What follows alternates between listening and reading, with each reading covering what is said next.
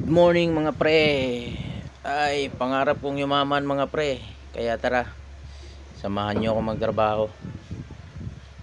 Madilim pa mga pre. Lumabas na tayo para pumunta sa tindahan. Siyempre, pupunta na tayo. Tawid muna tayo sa kalsada. Siyempre, madilim pa.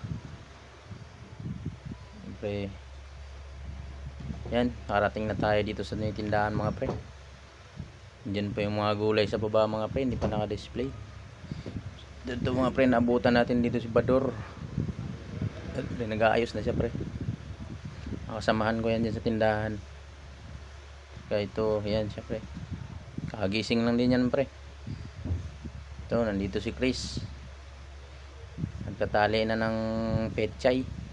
Kakamot mo sa likod niya. Ayan na mga pre.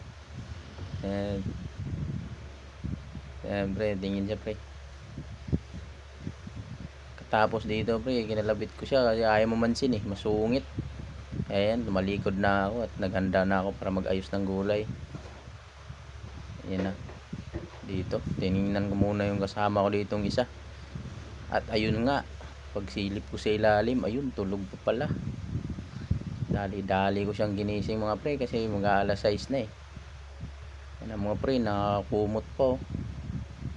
Ayan, gising na, gising. Ayaw pa rin niya makinig mga pre. Tagal pa niyang gumising dyan Ay, nayaan ko na lang muna para makapag-unat-unat siya pagkagising niya.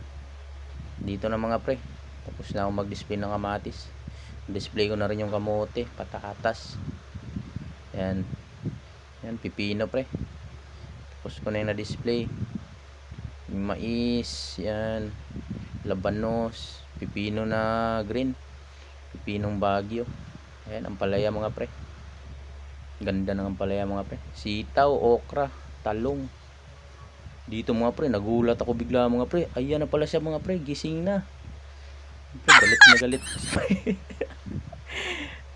Dito nga mga pre, dahil tapos na tayo mag-display, kakain muna tayo. Para malakas-lakas mamaya pag magtinda ulit. Yan, ulam natin mga pre, yan, sinabaw, prito. Tsaka yung kanin natin mga pre, mais yan mga pre. Galing pang Quezon Province. Yan. Kasama ko yan kumain mga pre.